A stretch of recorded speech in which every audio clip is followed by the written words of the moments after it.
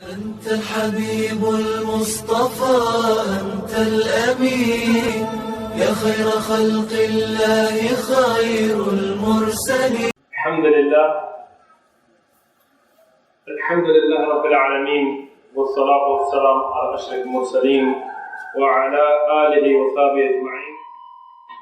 أما بعد. Today we want to begin with a reminder of something very important. The Seerah of Rasulullah sallallahu alayhi wa sallam is something that every Muslim should strive to learn. And it's very sad to see today that when you have duroos based on authentic sources, the Quran and the Sahih Hadith, learning about the Seerah, it doesn't excite as many Muslims as if we brought some kind of a fasiq, a rapper or some fajr actor who would come and talk about Islam. Like subhanAllah, if we invited some well-known rapper or musician, even if whether he calls himself a Muslim or not, and he was going to talk about how he likes Islam, or Muslims are good people, subhanAllah, we wouldn't have room in the masjid, we would be in the parking lot. Even though he may not know anything about Islam. And that event may not benefit you any in your iman. If some famous football player or basketball player or somebody else would come, it attracts a lot of people. But when we want to talk about the life of Rasulullah sallallahu alaihi wasallam, or aqeedah, or fiqh, in proper detail, understanding the dalail from the kitab of Allah and the sunnah of the Prophet sallallahu alaihi wasallam, you see, even if people come, the istiqamah, the steadfastness is weak. And this shows a lack of love for Rasulullah sallallahu alaihi wasallam, whether we admit it or not. Some people, they claim to love Rasulullah sallallahu alaihi wasallam. When you mention Rasulullah sallallahu alaihi wasallam, maybe sometimes they even get very emotional. But where is the proof if you don't know Rasulullah sallallahu alaihi wasallam? You don't know when he made hijrah, when he came, what happened to him in Mecca, what sacrifices he went through for Islam. You don't know what is sahih from da'if, you just take it. When you are told that this is the sahih sunnah of Rasulullah sallallahu alaihi wasallam and you don't act upon it, when you love your people or your traditions or your community more than you love Rasulullah sallallahu alaihi wasallam, and you don't want to be obedient to the sunnah of the Prophet sallallahu alaihi wasallam, then these statements don't pan out. Like today, if I ask most of the Muslims, what is the date in the Hijri calendar, we don't know. Maybe tonight, because the night of Arafah, the night of Dhul Hijjah, maybe you know. Well, what year is it?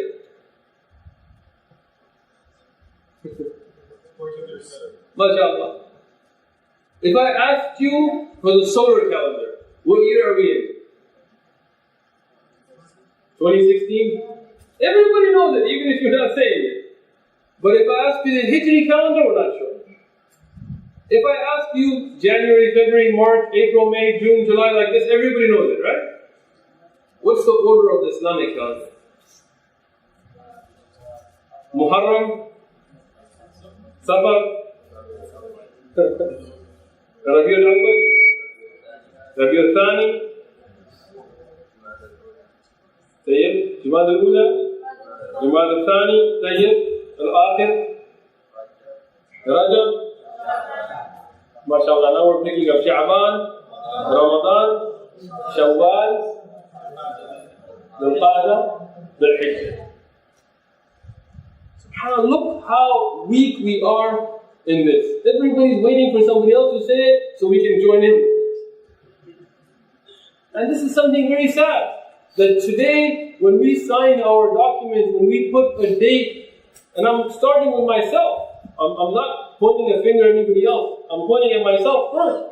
We know that it's August or September or October, we know if it's 2015 or 16 or 17, but we really don't know the Hijri date. And if it's not Ramadan, for Eid al-Fitr and fasting, or Dhul Hijjah for Eid al-Adha, nobody cares about moon sign. Nobody cares about what month it is. When did the month start? And this is very sad. Because our calendar, it began with the hijrah of Rasulullah sallallahu alaihi wasallam. It began with a very important event. And this is the way of Islam to stick to that calendar. And this is Fardul Kifaya on the Ummah, to know the dates, to know what's going on. This is a very important issue.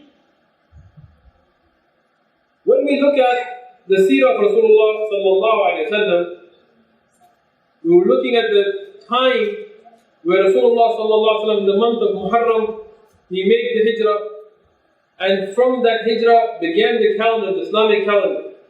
And Rasulullah sallallahu alayhi wa sallam, he built Masjid Quba, and then he made Jum'ah, and then, not in Masjid Quba, but in Banu Amir, bin Auf, in their Qabila, in their area, and then he went to the city of Medina, and he built, the first thing he built, Masjid al-Nabawi. Masjid al-Nabawi, the beautiful masjid that has so many fadail. Masjid al-Nabawi, the first fadila that I will mention is from the hadith that is Muttafaqun alayh, yani al-Bukhari and Muslim, both reported Imam Bukhari in hadith 1189 and Imam Muslim in 1397. That Rasulullah sallallahu alayhi wa sallam forbid us to travel to visit any masjid except three. To take an extensive travel. What does that mean? Like, for example, if we're in a city and you want to pray in a particular masjid in your city, there's nothing wrong with that. Go ahead, drive to it. If there is a dars or a halaqah of ilm, even if it's far away, to go and attend a dars of ilm, this is a wonderful thing. Like many brothers here that are here from Los Angeles and Orange County and San Bernardino and other faraway areas. But they didn't come here because Masjid Rabat is some kind of holy place that just to visit the masjid. They came here for the halaqah. And Rasulullah told us, the one who leaves his house, who goes out to seek ilm, he is fi sabilillah, he is in the path of Allah until he returns. Another hadith Rasulullah told us, the one that goes out, travel for knowledge, Allah subhanahu wa ta'ala makes the path to Jannah easy for them. So to travel for knowledge, wonderful. To travel for any other Islamic event, for example, if you're going fi sabilillah in other ways, alhamdulillah. But to travel because a particular masjid or place is holy in itself, just to visit that place, you can only travel for three things. Masjid al-Haram in Mecca, no doubt. To travel, to go to Masjid al-Haram, whether you're going for Hajj or Umrah, or just to visit the masjid in itself, this is something blessed, it's something rewardful, you should travel. Number two, Masjid al-Nabawi. The masjid of the Prophet ﷺ, to travel, to visit the masjid itself, this is something blessed, you should travel to go there. Third, Masjid al-Aqsa in Al-Quds, al-Sharif, may Allah free it, to travel, to go, to pray in Masjid al-Aqsa, this is something that is reward, even if the majority of the Muslims either are unable to or don't really want to anymore. And we shouldn't forget, this is one of the places that Allah subhanahu wa ta'ala made holy. This is a place that belongs to the Muslims. And I don't mean to the Palestinians, but I mean to the Muslims. So we ask Allah subhanahu wa ta'ala to put the virtues and the want to travel for these masajid in our hearts. Now, in our times, we have some people that want to travel just to go to Karbala. Karbala in Iraq. Not to attend halaqah or ilm, but to go there as itself, this is mamnu. This is forbidden. Some people want to go to visit the masjid where Ali radiyan supposedly is buried. And I don't honestly even know, because there are so many places where they claim Ali radiyan is buried. In Afghanistan, we have Mizar Sharif. And I have no idea how Ali radiyan got to northern Afghanistan. He died, became shaheed in Iraq. I don't know how, but people travel from around the world to go to Mizar Sharif to visit the grave of Ali radiyan anhu, even though historically his grave cannot be there. But this is haram. Rasulullah didn't allow this. Many people have there's Dhaka Gan Baksh and there's this and Ajmer Sharif and this Sharif and everything bid'ah is Sharif. Never hear anybody say Zakat Sharif or Salat Sharif. Everything, and people travel long distances to go to these masajid where you don't even know who's buried there, to be honest. This is something forbidden.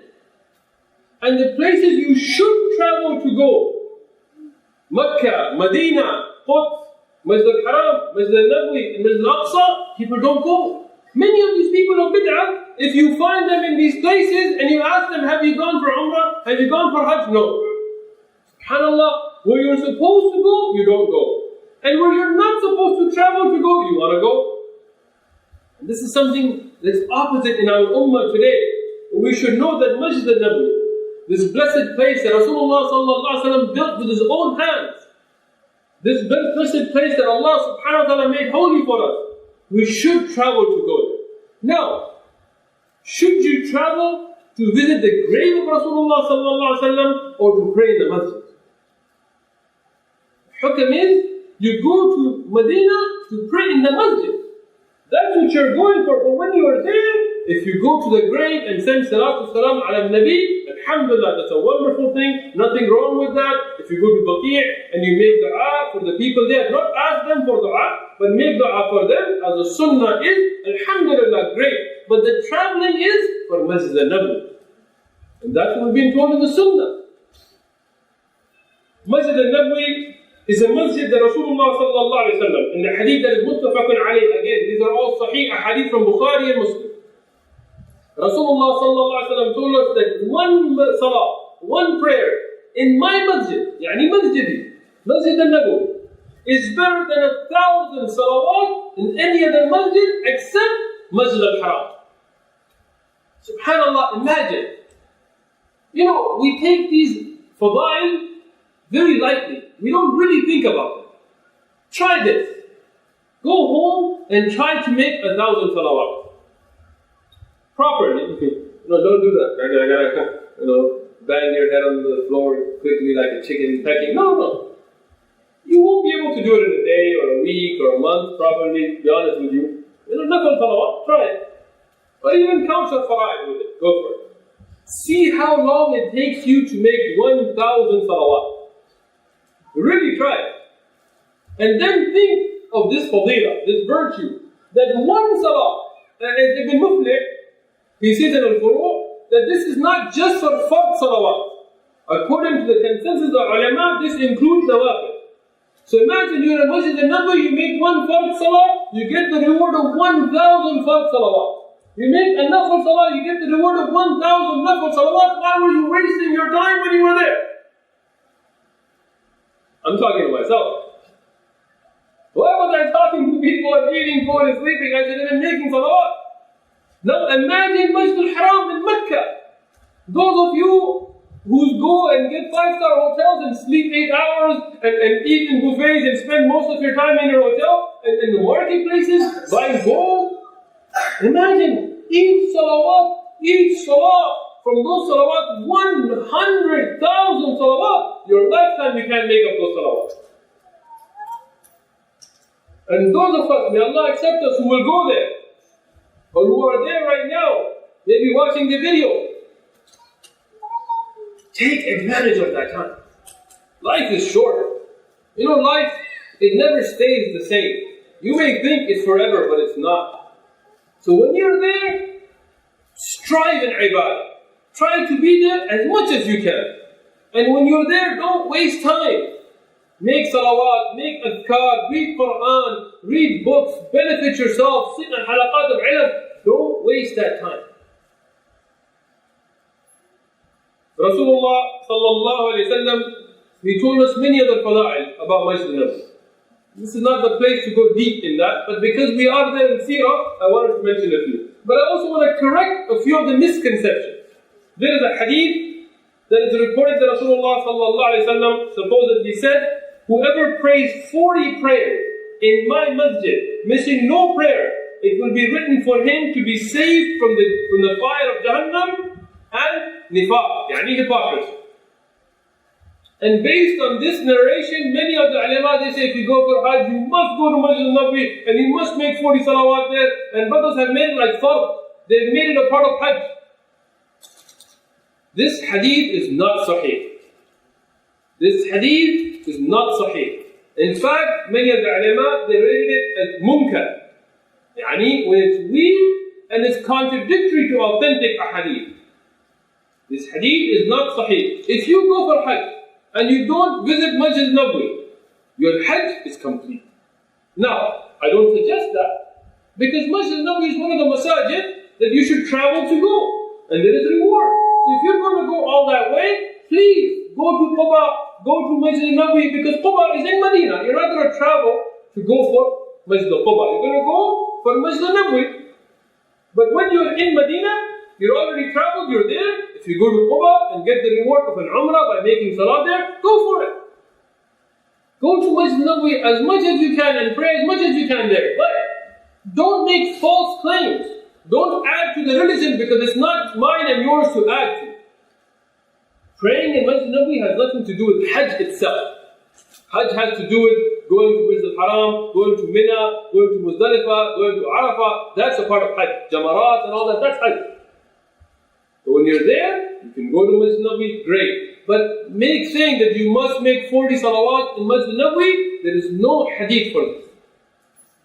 Rather, what is authentic, and the reporting Imam al-Tirmidhi, who graded as Hasan, from Anas bin Malik radiallahu anhu, the Rasulullah sallallahu alaihi wasallam said, whoever makes 40 days of salawat, and he is present for takbirat al-ula, the first takbir, and he is there for the salah, for the first takbir, for 40 days, not 40 salat, but 40 days. He does this, then Allah subhanahu wa ta'ala will write for him to be saved from a nar, from the Jahannam, the fire of hellfire, and from nifaq, from hypocrisy. That is what is preserved, what is mahfooz, what is authentically preserved. So making 40 salawat in Masjid Nabawi, saving you from Jahannam and nifaq, this is a da'if, munkar hadith. But rather what is hasan, what is reliable, what is maqbool, is if you make 40 days, not 40 salawat, but 40 days of salawat, all 5 fard salawat, with the first takbir. Yani you're present with wudu behind the imam when he says Allahu Akbar. If you do this, according to the reliable hadith, Allah will save you from the fire of Jahannam and from hypocrisy, nifaq. So we should all strive at least once in our life. We should always make salah and jama'ah, but at least once in your life, we should strive that for 40 days, I'll make sure that before the imam says Allahu Akbar, I'm present, that I'm with him in the takbir al-ula, in the first takbir, takbir al-ihram, and for 40 days, for all the 5 salawat every day, if you're able to do that, then know that Rasulullah sallallahu alaihi wasallam has told us his glad tidings. Now, getting back to the Seerah, the Sahaba radiallahu anhum, they left Mecca. And as we discussed in the end of the last dars, it became very difficult for them because they loved Mecca. I mean, imagine a place, everybody loves their homeland, wherever you were raised, even if it's not where you're from. You know, when you go to those places that you spent your childhood, the places where you and your friends bonded, where you went through experiences, you love that place. But imagine when that place is the best place on earth. You know, maybe we love Afghanistan because it's our home, or Pakistan, or Bangladesh, or Somalia, or Ethiopia, or South Africa, or San Diego, or DC, or whatever. Maybe we love those places because our roots are there. Maybe we don't. Many of us are raised here. This is where we love this area. Because we were born and raised here. This is where many of us, we were raised in the streets here. And you go to some of those streets and you have feelings of nostalgia about when you were growing up and when you were young and what happened back in the days and this and that. But imagine Mecca. All these other places, they're nothing compared to Mecca. San Diego is nothing compared to Mecca. Mecca is the best place on earth. And imagine those Sahaba that lived there and grew up there and they became Muslim there and they're with Rasulullah sallallahu alaihi wasallam there and they were making Umrah and they were getting all this reward of going to the Haram every day, and now they had to leave. So they went into a depression, a very difficult state. And as we mentioned about Abu Bakr and Bilal radiallahu anhuma, they became physically sick from missing Mecca. And here Rasulullah sallallahu alaihi wasallam made dua to Allah subhanahu wa ta'ala to make Medina beloved to them as Mecca or more than it. So Allah subhanahu wa ta'ala, He gave them some fadail, beautiful fadail, because behind everything there is hikmah. You know, you're tested in life. In life, you will be tested. And behind the tests of Allah subhanahu wa ta'ala, there is hikmah, you don't know. Allah subhanahu wa ta'ala made it that going to Masjid Quba and making any salawat there, making 2 rak'ah there, even if it's not one of the fard salawat, you get the reward of Umrah. And this made the Sahaba feel at ease, because now they're not upset that they can't go for Umrah all the time, being close to Masjid al-Haram. So with this fadilah, it made it easy for them. Allah subhanahu wa ta'ala, He made Medina beloved to them. And when they left Makkah for the sake of Allah, when they made hijrah, why did they make hijrah? Why did they make hijrah? For the sake of Allah subhanahu wa ta'ala. So when they left Makkah for the sake of Allah, Allah subhanahu wa ta'ala gave them something better. What is better than Makkah? Not to say Medina. What is better? Allah gave them Medina, and Allah subhanahu wa ta'ala gave them Fath al-Makkah, where Allah subhanahu wa ta'ala made them victorious. And Allah subhanahu wa ta'ala gave them Makkah back. But now under their control, not under mushrikeen. So remember this lesson. When you sacrifice something for the sake of Allah, Allah subhanahu wa ta'ala will give you better than it. So Allah subhanahu wa ta'ala, He blessed the Sahaba by giving them first Medina. But what is better than the Makkah they left is the Makkah they will go back to. And we will get to that inshallah in the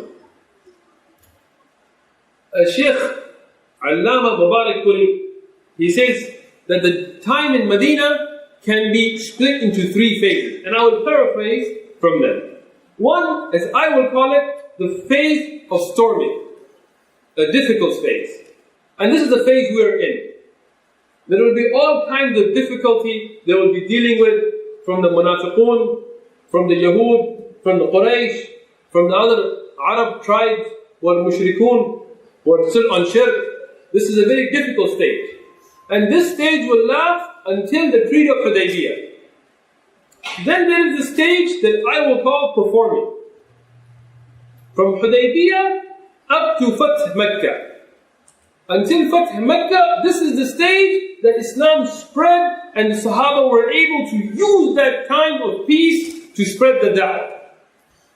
And after Fath Makkah is the 3rd phase, and I will say this is the cream of the crop. This is the best of times, when you will see huge numbers of tribes and qabail and people entering Islam, and all of Hijaz and the majority of the Jazira al-Arabiya will come under the dominance of Islam. And this 3rd stage will end at the very sad time for the Sahaba, the passing of Rasulullah sallallahu alaihi wasallam in the 11th year of Hijri. The first stage begins with the Hijrah of Rasulullah sallallahu alaihi wasallam entering Medina, building Masjid al-Nabi. After Masjid al-Nabi was built, what is the first thing Rasulullah sallallahu alaihi wasallam established? Is the Salah. The Salah with Jama'ah. We discuss about the Adhan and how Allah subhanahu wa ta'ala to the dreams of Sahaba revealed the Adhan, and this was confirmed by Rasulullah sallallahu alaihi wasallam.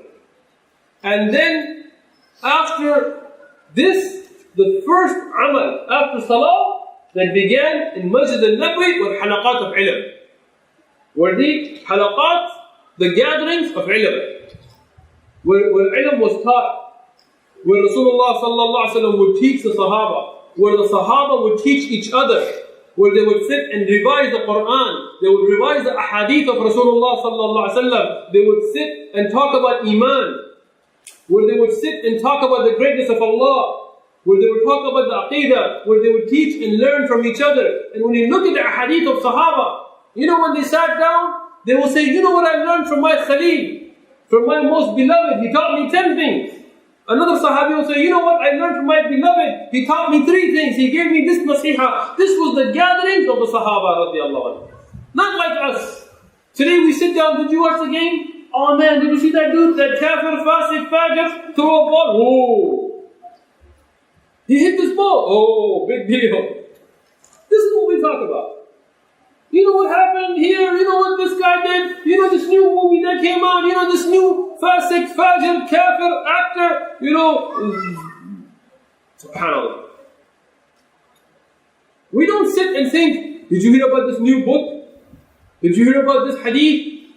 SubhanAllah, I thought about this ayah and the beautiful aspects of aqidah in it. Or did you read what this alim said about this hadith? This should be our gathering. This should be our conversation, like the Sahaba radiallahu anhu. Rasulullah sallallahu alaihi wasallam, he mentioned a beautiful hadith. And I want to mention this, and there is some khilaf of ulama about its authenticity. Ibn Majah, Imam Ahmad reported it. Shaykh Albani, he graded it sahih. But there are ulama that weaken it, like Daraqutni and Shu'aib al-Abnood. But no doubt, as Shaykh Albani points out as well, that this is something you can definitely use for fadail, no doubt. And Shaykh Albani graded it sahih independently as well. This hadith, where Rasulullah sallallahu alaihi wasallam said, "Man jaa masjidi hada, lam ya'tihi illa li khayrin, yata'allamuhu aw yu'allimuhu, fahuwa bimanzil al-mujahid fi sabilillah." Subhanallah. Rasulullah sallallahu alaihi wasallam, he said, whoever comes to this masjid of mine, which masjid? Masjid al-Nabawi in Medina. He said, whoever comes to this masjid, and he doesn't come here except for good. Yani he doesn't come here to make sharp. He doesn't come here to cause problems. He doesn't come here so he can go back to his country and brag about what kind of degree he got and how everybody else is off the manhaj and he's the only one that... He didn't come here to cause sharp. He went there only for good. And then he either teaches or learns. Whether he's learning or teaching. Either one of these. Whether he goes there, as many of the ulama of the past, if you talk about the ulama that taught in Masjid al-Nabawi, you will find, if you look at history, most of them ajam. You will find them from Bukhara and Hind, and you will find this Shaykh, he was Ali al-Hindi, and this Shaykh al-Mubarak Turi, or this Shaykh al-Sindhi, and this Shaykh from this area. Because many of these ulama, from Africa, Shanaqita, Shanqiti, you will find many of the ulama from different areas. They went to Masjid al-Nabawi, knowing this hadith, and they went there, and they taught ilm there. And many of Tullab ilm, and alhamdulillah, till our day, they go from around the world, and they go to Masjid al-Nabawi, and they learn ilm there. And Rasulullah sallallahu alaihi wasallam in this hadith has given those people a glad tidings that they are at the martaba, or the manzil, or the degree, or the status of the one who's fi sabilillah. Imagine somebody fighting fi sabilillah and the hardships they're having. War and fighting, and they have their fadail, no doubt. But know that somebody seeking knowledge, mukhlisan, yani with ikhlas for the sake of Allah, can reach that level. As Rasulullah sallallahu alaihi wasallam in other ahadith has told us also, that the one who goes out to seek knowledge, he is fi sabilillah. Now, we don't say that Jihad al-Nafs is the greater jihad. No, these ahadith are da'if. But we do say, as Ibn al-Qayyim al-Jawziyah said something beautiful. He said, before somebody can make jihad al-qital, he has to fight jihad al-Nafs. Because if you haven't conquered your own self, then you are not a mujahid. You are a qatil. You may be killing, but you're not fighting jihad. You have to make sure your niyyah, your ikhlas, your connection to Allah is correct. And every type of jihad has its place and its status, and nobody should take away from any of it. Those who strive and struggle with the sayf, with the sword, with qital, they have their daraja. And whoever tries to take away from that, and we're not afraid to talk about that, and whoever tries to take away from that, they are people who have the khawf of makhluq in their heart, they don't have the khawf of the khaliq. But those who say this is the only jihad, and take away from those ulama fighting with their aqlam, and those du'at fighting with their lisan, and those who are out there learning and preserving the knowledge, this is also wrong. You need all of them. Islam is not about one thing. You know, when you go into any bab in Islam, you can go so deep that you will think there's nothing but that. If you get into virtues of knowledge, the fadail of ilm, you will go so deep that you will think there is nothing but ilm. If you go into the virtues of adhkar, of dhikr, of tasbih, you will think Islam is all about adhkar. If you get into the virtues of helping your Muslim brothers who are struggling financially or in other ways, you will think Islam is nothing but sadaqah and khairat and khidmat al-khalq and those kinds of things.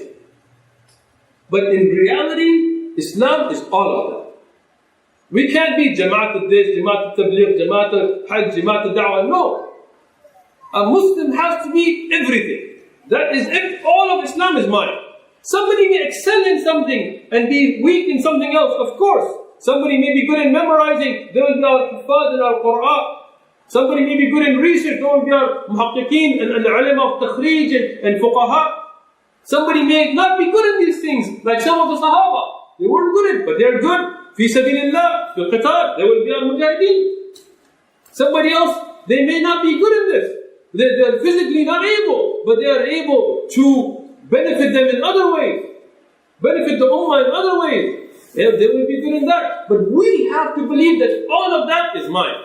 We are Muslims, all of Islam is mine. So Rasulullah sallallahu alaihi wasallam, he began with this beautiful environment of learning and making the tarbiyah of Sahaba. This was the madrasa of Rasulullah sallallahu alaihi wasallam. Training the Sahaba, teaching them, making them where they would understand Islam and be du'at and go throughout the world giving the da'wah towards Islam in any with the lisan, with the yad, with the sight, with every different way. But this is the beautiful environment that was made. And here, the Yahud and the Munafiqun. Till today, you see them making problems. No, I'm not going to take any rabbi or as my mentor and be like, no, Rabbi Fulan, he's my teacher. No. Be honest. This is something that's in our history, we can't deny it. The Yahud and the Munafiqun, they always work together. And here they did the same thing in Medina. They started to work together to cause problems for the Muslims. What did they do? They started to spread a rumor. In the Sahih Hadith, they started to spread a rumor saying that the Muslims, they made hijrah, and now that they've come to Medina, the Yahud have done a magic spell on them and they will not be able to have kids. And many of the Sahaba, and again this is just qadar, and you have to be very careful about these issues. Some people, they don't realize something may be due to qadar and you give a different meaning to it. Many of the Sahaba, they had made hijrah, they hadn't had children in Medina. It wasn't because any magic spell prevented them.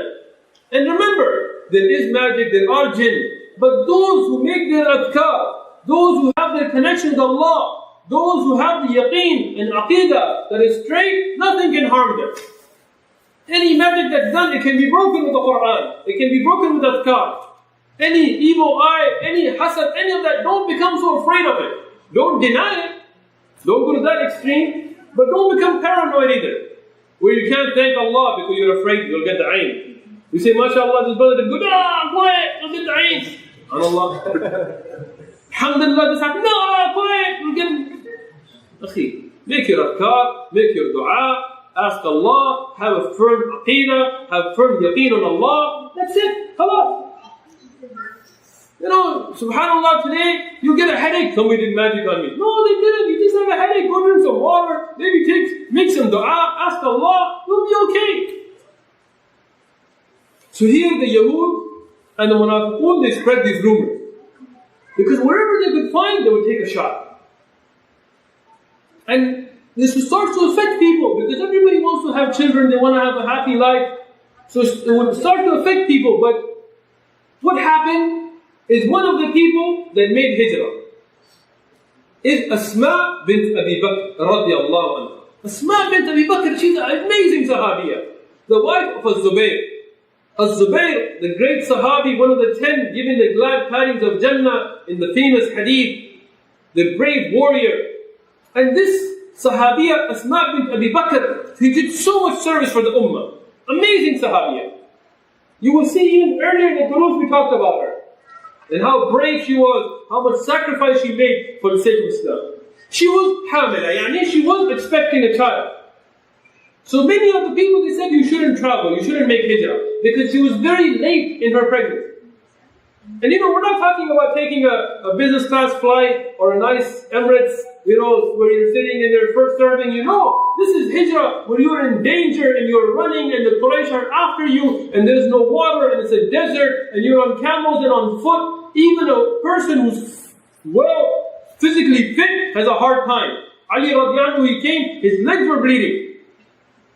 It was a very difficult travel.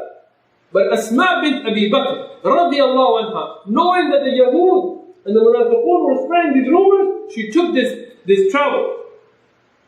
And she went from Makkah to Medina, and this time Hijrah was fard on everybody. But there were still some Sahaba, they couldn't do it physically. They were enslaved, they were in danger, they couldn't do it.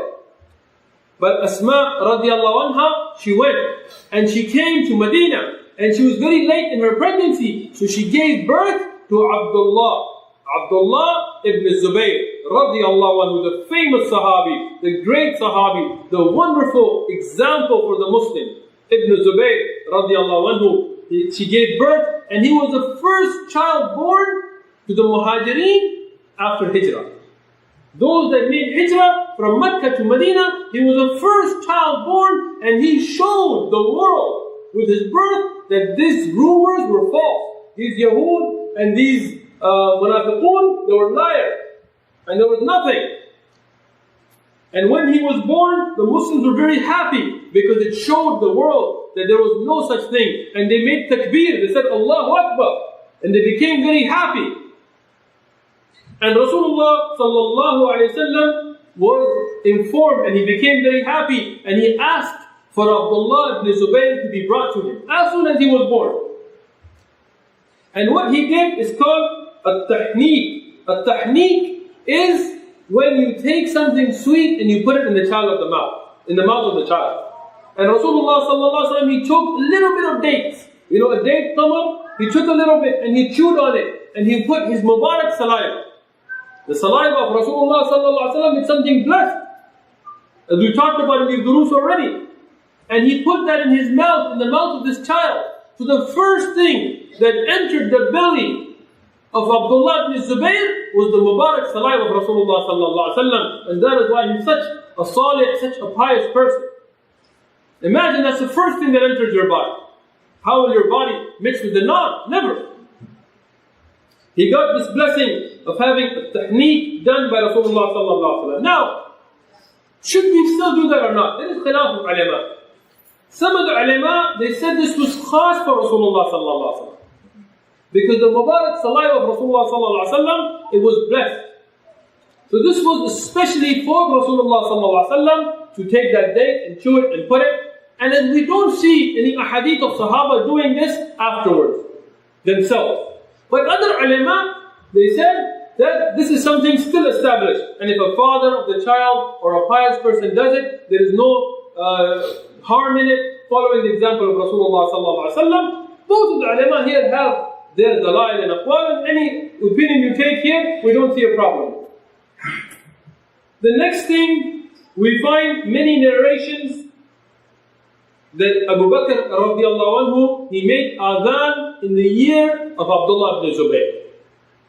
Now, if we take these narrations, and there are many of them, there are multiple narrations, individually, we find some weakness in all of them. But if we put them together, as Ibn al-Qayyim al-Jawziyah, Imam Ibn al-Qayyim, he says that they support each other to a level of hasan li ghayri. So he says, Ibn al-Qayyim says, and many ulama, and this is the opinion I take myself and my teachers took as well, that to make adhan in the year of the child, this is something established by a hadith that are hasan li ghayrihi. And this is not just established by that. Imam al-Tirmidhi says, this was the action noted by many a Sahaba, even after Rasulullah sallallahu alaihi wasallam. And many a Salaf al-Salihin, and the Imam al-Arba, and the four madahib, they all agree on this action. Even though I know many ulama, later on, they said that we don't find an independently sahih hadith for this, and this is not established, and this is bid'ah, but this is going to an extreme. As the earlier of ulama, including Shaykh al-Islam Taqiyuddin ibn Taymiyyah, Muwaffaquddin ibn Qudama, Ibn al-Qayyim al-Jawziyah, they all said that this is an established amal through many chains that support each other to the level of hasan li ghayrihi. And not just that, it is also reported from many a Sahaba, independently from these ahadith, that they continue this practice. So to give adhan in the child's ear, this is something established, inshaAllah ta'ala. In all four of the madahib, they call this to be mustahab. Now to give iqamah in the other ear, there is no hadith that can even be supported for this. They're extremely weak. So that is not something established, but to give the adhan is something established. And Abu Bakr radiallahu anhu has been reported to have done that from Abdullah ibn Zubayr here. And this is something that is done from the sunnah. Now, after that, there is the naming of the child, there is the aqiqah, and these are things from the sunnah as well, and they were done for Abdullah ibn Zubayr.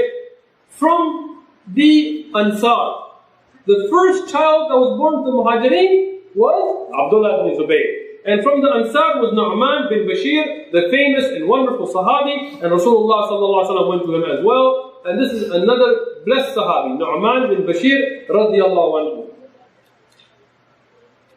In Medina now, there are groups.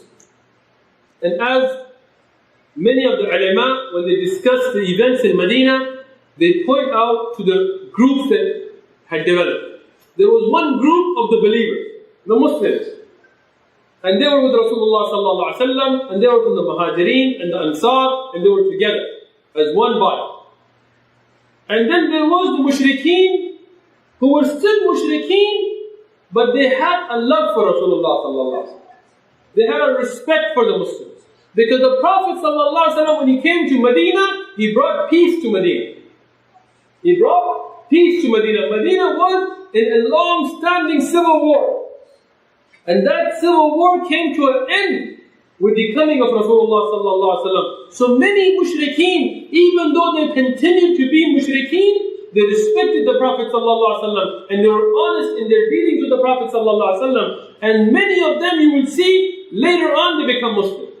Even if they didn't become Muslim right away, when they saw the akhlaq of the Muslims, when they saw the akhlaq of Rasulullah ﷺ, when they saw the miracles of the Prophet ﷺ, when they saw the ayat being revealed and written and memorized and acted upon, they became Muslims as well. So these are two groups: the pure believers, and then the mushrikeen that were good towards the believers, and then they will end up becoming Muslims themselves. A third group were the munafiqun, the hypocrites. And the leader of them was Abdullah bin Ubay. Abdullah bin Ubay, he was the leader of the munafiqun.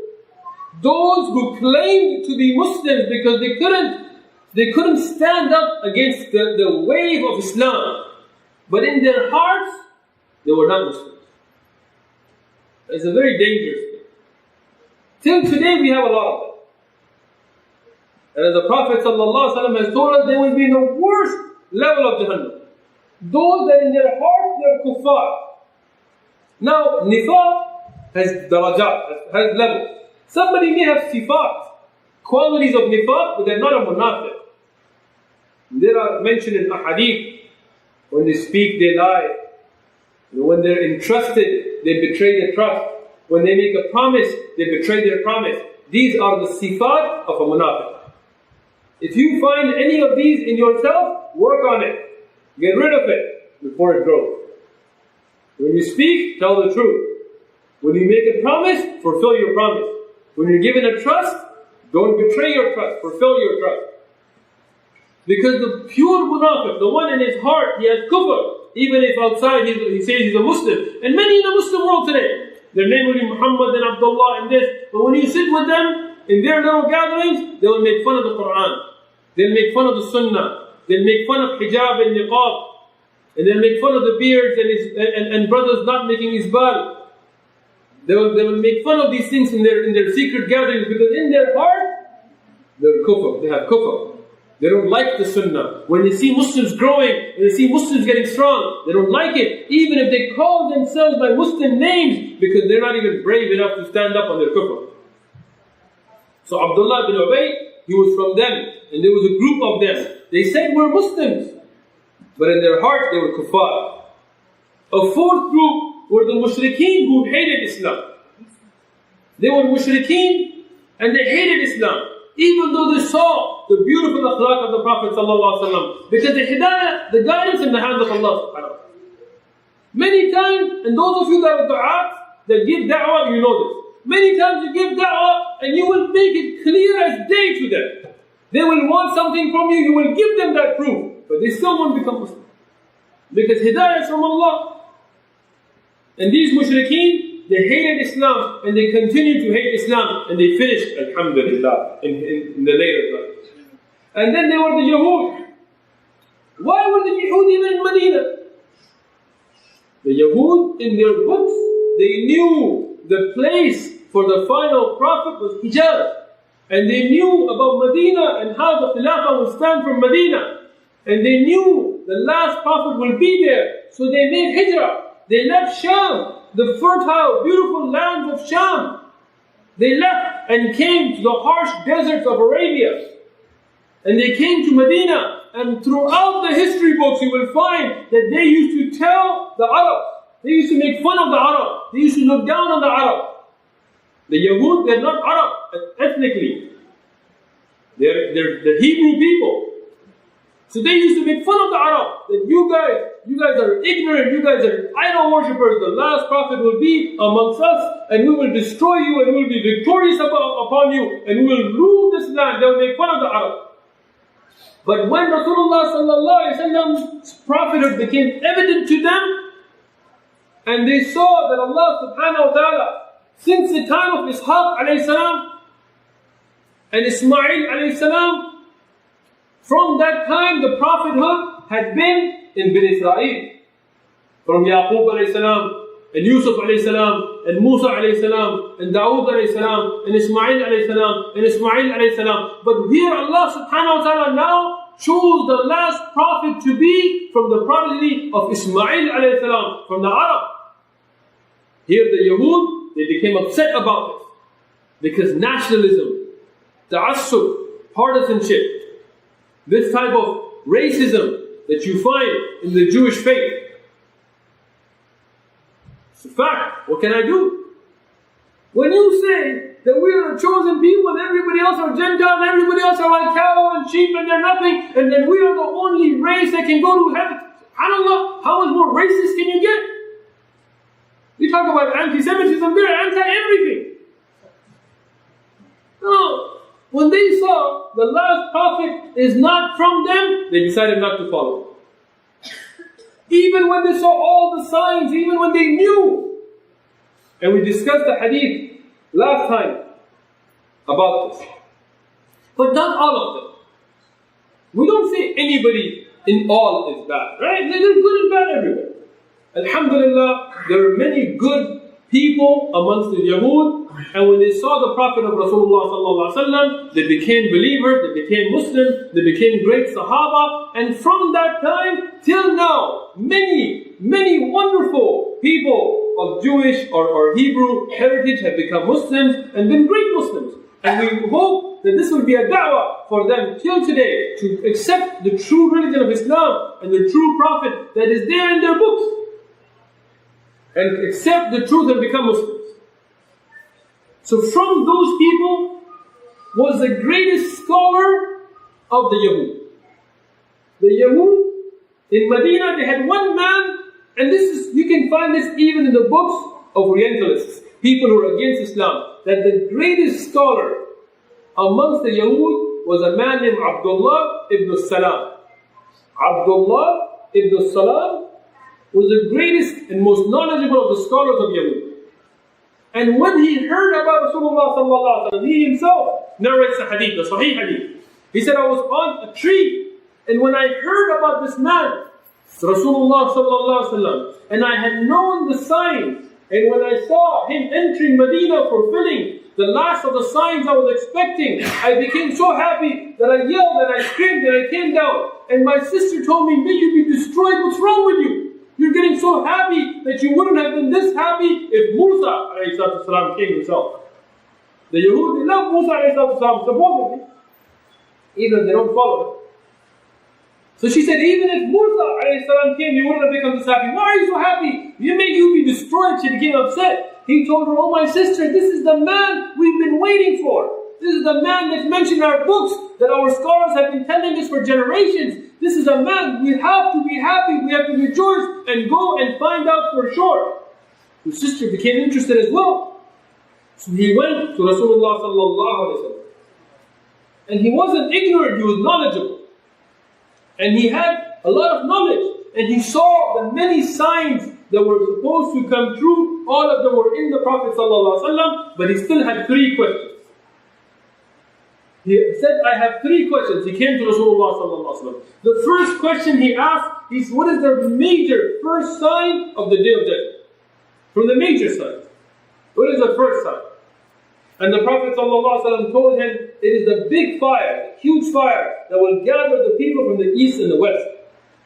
And he knew this already, so he checked in his mind that this is the true Prophet. Next, he asked the Prophet ﷺ, what is the first meal the people of Jannah will eat? When they enter Jannah, what is the first meal that they will eat? And the Prophet ﷺ told him it will be the liver of the fish. Many of the ulama, they said this is the liver of the whale. Why? Because Allah subhanahu wa ta'ala chose it. And then he asked the third question, that, subhanallah, how does a child resemble the father or mother? And here the Prophet ﷺ gave him the answer for that as well. And when these 3 questions were answered, Abdullah ibn Salam, he became a Muslim. He became a mu'min. He became a believer. He accepted Islam. Now, when he became a Muslim, this was a great thing for the Muslims, because he was the most respected, the greatest of the scholars of the Yahud. And if he, with all his knowledge and all his respect, becomes a Muslim, all of the Yahud should become Muslim. The Prophet ﷺ told him, go to your people, invite them and tell them about your Islam. He told the Prophet ﷺ something amazing. He told the Prophet ﷺ that you don't know my people. You don't know them. If they find out that I'm a Muslim, they will even curse me. And this is true today. You know, sometimes there is somebody very well respected, and he becomes a Muslim, suddenly people start talking, oh yeah, but he had this fault and this fault and this fault. So what happened? Rasulullah ﷺ, he invited the Yahud, many of the Yahud and their leaders. And they didn't know about Abdullah ibn Salam becoming Muslim yet. And he asked them, the Sahih Hadith, he asked them, what do you think of Abdullah ibn Salam? And they said, he is the best of us, he is the most knowledgeable of us, he is our leader, he is the best character, he is the best in akhlaq, he is the most honest of us, he is the best. And they praised him. Then Rasulullah ﷺ, with Abdullah ibn Salam sitting there, he said, know that he has become a Muslim, he has taken the Shahada, he is a believer now, so follow him. They started saying, no, you know what, I had a feeling he was off. You know, I noticed something, if you will, I didn't say anything yet, but, you know, subhanAllah, something funny like this happened to me once. There were some brothers who saw a website or something, and they saw about my name somewhere, and they came to a halaqah we were having. And subhanAllah, they were pretty excited, they were like, mashallah, great halaqah, and shaykh, and this, and this, and this. And then, when we clarified some issues to them, subhanAllah, now, you know, I noticed, you know, earlier even, you know, he was cleaning his nose with his right hand, you know, trying to find little things. And this is the people, unfortunately, they want the truth to be obedient to what they want. No, you have to become obedient to the truth. And many of the Yahud, they started to make rumors and they did not follow Abdullah ibn Salam. But Abdullah ibn Salam, this Yahudi, became a Muslim, became a Sahabi. And he was one of the first people in Medina that Rasulullah ﷺ gave him the glad tidings of Jannah. Gave him the glad tidings of Jannah. In the Sahih Hadith, he said, whoever wants to see ﷺ, a man from the people of Jannah, see him. And they showed Abdullah ibn Salam, and he was given the glad tidings of Jannah. Even though he's not from the 10 that were given the glad tidings in one hadith, but there are many other Sahaba, not from the 10, that were given the glad tidings of Jannah. Those 10 are mentioned in one hadith, and that's why they're famous as Ashra Mubashara. When Rasulullah ﷺ saw the Sahaba, he started to give them tarbiyah. He started to give them a training. And Abdullah ibn Salam, when he became a Muslim, he asked Rasulullah ﷺ for some advice. And Rasulullah sallallahu alaihi wasallam taught him 4 things. And these are very beautiful 4 things. And these 4 things were taught to all of the Sahaba. Learn these 4 things today from this class. Because know that these 4 things are the building blocks of Islamic society. Today we think a strong lobby, or having politicians, or following kuffar, or having a lot of media time, that's what's going to build a community. But we should go back and see how Rasulullah sallallahu alaihi wasallam built his society, and you will find them to be very simple things to the Muslim politicians because they don't know Islamic politics. How Islam is built is not through lobbying and having a lot of flyers and getting on TV and these stupid things that these so-called Muslim politicians do. How did the Prophet ﷺ build a society? The first thing he said, spread the salam. SubhanAllah. Say salam to each other. Today, if I come up to a brother that doesn't know me and I say, Salaamu Alaikum, he looks at me weird. What do you want? I don't know you. That's why I'm saying salam, because you don't know me. Because the Prophet ﷺ told us to say salam to who you know and who you don't know. Today people are bakhil. You know bukhl? They're stingy with salam. You will see a Muslim, a mu'min, but he may have some disagreement with you. Don't say salam to him. Boycott him. Akhi, do you know the fiqh of boycotting? Do you know what it means not to give salam to a Muslim? Do you know the haqq of a Muslim? No. I don't know him, don't give salam. This masjid, I've never been there, don't give salam. This brother, he said this, don't give salam. SubhanAllah. Is that what the Prophet ﷺ taught us? No. He taught us, spread the salam. Say salam to who you know and who you don't know. If there is a person of Tawheed, say them salam. There is boycott, but there is fiqh to it, there is ahkam to it. There is ilm to it. You don't know ilm al-rijal, you don't know jarh al-ta'deel, you don't know any of that. And you're going to give it hukam on people? Allah understand. Next, Rasulullah sallallahu alaihi wasallam said, invite each other, give ta'am to each other, give food to each other. Another thing today, we've lost. Today Muslims will go out to eat, like, you get your check, I'll get my check. Oh brother, can you take it today? I don't know. Akhi, you got money. I know you got money. Don't try to act like you don't have money. Look at the car you drive. Look at the phone you have. Look at how much you pay for your stupid TV, haram TV, your cable and your Netflix and all that haram that you pay for. But you don't have enough money to pay for a Muslim's food. Bukhl. We should invite each other for food. You should go and treat each other at halal restaurants. You should make food and give it to each other. You know, share food with each other. Have that openness in your heart. Get some ghayra in you. Become a man a little bit. And this is what Rasulullah sallallahu alaihi wasallam taught us. Third thing, keep the ties of kinship. Today we're very weak with this. Some fight happened, wallahi, I'll never talk to you. SubhanAllah. Something happened, I don't even know you. You're not my brother, you're not my father. Many of the siblings here sitting, pay attention to this. Paying attention? Siblings?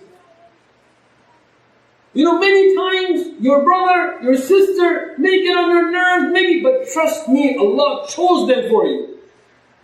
Value them. Keep up with them. Love them, respect them, protect them. Your parents, wallahi, they are a ni'mah. They are a bounty for you. Earn Jannah by striving and struggling to serve them. Don't get me wrong. Don't help your brother at haram. That's not helping them. Don't help your mother at haram. That's not helping them. Don't obey your parents at haram. That's not obeying them. That's harming them. If your parents keep you away from good, don't obey them in that, because them keeping you away from good will be a sin for them. So disobey in that. Because there is no obedience to the makhluk in the disobedience to the Khaliq. Your parents tell you don't grow your beard, I'm sorry, I can't obey you there. Your parents tell you don't wear the hijab, I'm sorry, I can't obey you there. Your parents tell you don't gain ilm, I'm sorry, I can't obey you there. Your parents tell you don't go make salah in jama'ah, I'm sorry, I can't obey you there. Because those are things the Khaliq ordained on you. But if your parents wake you up in the middle of the night and call you and tell you, hand me that thing that's sitting right next to them, don't ask, why didn't you get it yourself? Because you're the child, it's your responsibility. Go get it for them and say, do you need anything else? Keep the ties of kinship. And the fourth thing, pray at night when the people are asleep. SubhanAllah. Where are the people of the Quran? The people of the Quran are known by the recitation of the Quran in the night. Don't make Qiyamul Layl to show people. Don't be like, brothers, I gotta go. Gotta make the tahajjud. I have my time for Qiyam. I'm sorry. Say, brother, nobody asked you. Go take your Quran. Sisters, I'm sorry. I can't meet with you tonight because tonight I'm going to be making tahajjud all night. No. Find some time that nobody knows you're awake. You wake up at night. Wake up, go, make wudu, make some salah. Don't tell anybody about it. Keep it between you and Allah subhanahu wa ta'ala. And make that salah at those times where nobody else is awake, the deep sleep time. Make salah at that time. Make that connection with Allah. Make dua when you're alone with Allah subhanahu wa ta'ala. Raise your hands and make dua when there's nobody but you and Allah, and cry to Allah, beg from Allah, build that connection with Allah. These are things that will build the Muslim society. Not lobbying and inviting kuffar to give talks at our Eid and subhanAllah. You think that's going to build a Muslim society? Taking pictures of Dr. Dre, you think that's going to build a Muslim society? That's a role model you want to show Muslim youth? MashaAllah. Rasulullah sallallahu alayhi wa sallam, and I know we're getting late, I'll summarize this. He built a brotherhood, an ikhwa, in Medina. He made brothers amongst the Muhajirin and the Ansar. He would choose between them, and he would say, you are brothers, so much so that they would even inherit from each other. Miraf, they would even inherit from each other. That is how deep that brotherhood was. And many of the Sahaba, you will mention about Umar radiallahu anhu, who he was paired up with by Rasulullah sallallahu alaihi wasallam. But there is one that I really want to mention. Please pay attention to this. Sa'ad bin Rabi' was an Ansari, and he was from the most wealthy of the Ansar. And Abdurrahman bin Auf was a Muhajir, and he was in Mecca from the most rich of the Muhajirun. When he came to Medina, Abdurrahman bin Auf, he left all his wealth. He was broke. Didn't have anything. Even though in Mecca, he was rich, but now he doesn't have anything. So Sa'ad ibn Rabi' radiallahu anhu, he came to him, and Rasulullah made them brothers. Sa'ad radiallahu anhu told Abdurrahman bin Auf that I am from the wealthiest of the Ansar, and I am willing to give you with love. Look at this. No, I guess I gotta give you something. No, he said, gladly, happily, I will give you half of everything I have. Now listen to this. He said, all of my property, my wealth, my land, I will cut it in half. Half is yours, half is mine. Imagine that. Not, I'll give a brother $10 or $100. Imagine half of everything you own, I'll give it to you. That's the love they had for each other. He said, I have 2 wives. Imagine this. 2 wives, I will divorce one and you will take one. That's how much they valued the brother. I have 2 wives, you don't have a wife, one is yours, one is mine. He said, whatever I have from food, from land, from wealth, will be divided in half. Now, this is the beautiful ikram of the Ansar. And the Ansar, read al-Bukhari, Bab Fadail al-Ansar. Go read it. The virtues of people of Ansar, amazing. Their quality. But look at the Muhajir, the people of Mecca. Look at Abdurrahman bin Auf. What did he say? He didn't say, yeah, that's what I'm talking about. I'm hungry, I got nothing. I need a wife, and we get married. Yes, I'll take it. Brothers nowadays, we beg each other, na'udhu billah. Brother, can I get this? Or brother, can I have that? Or brother, SubhanAllah, what is your manhood? What did Abdurrahman bin Auf say? Abdurrahman bin Auf radiallahu anhu said, Jazakumullahu khairan, I don't need anything from you. Keep your land, keep your wealth, keep your wife, keep everything you have. Just show me where is the marketplace. I want to earn for myself. That's a man. There's ghira right there. He said, I want to go earn for myself. I don't want anything, but he didn't take anything from Sa'ad radiallahu anhu. Instead, he went to the marketplace and he worked hard. And Allah subhanahu wa ta'ala put barakah in his rizq that in a few days he made so much wealth, he got married on his own. Rasulullah sallallahu alaihi wasallam saw him. He saw some color on his clothes. He told him, hey, have you gotten married? He said, yeah, Rasulullah. Then Rasulullah sallallahu alaihi wasallam asked him. He said, did you see her first? He said, no, Rasulullah. He told him, you should see the girl first. And this is from the sunnah. To see. Now don't get carried away. I'm not talking about dating and going out and having coffee. No. Having long conversations and no. But you can see each other, and that's also in limits. And that's also proper Islamic etiquette. And that's also never in khulwa, never alone. But Abdurrahman bin Auf radiallahu anhu, he worked hard and on his own he did well. But there was this beautiful brotherhood that Rasulullah sallallahu alayhi wa sallam, he developed. And I will end here, even though I have more notes, because I don't want to make this a hardship on you. I want the brothers and sisters to enjoy these durus, because wallahi, these are the things that should make us happy.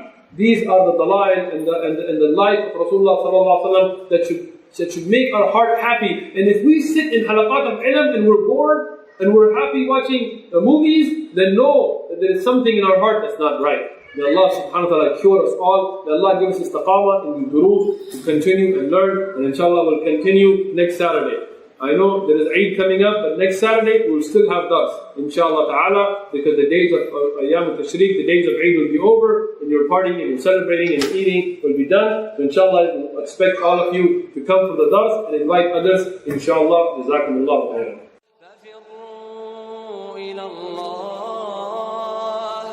ففروا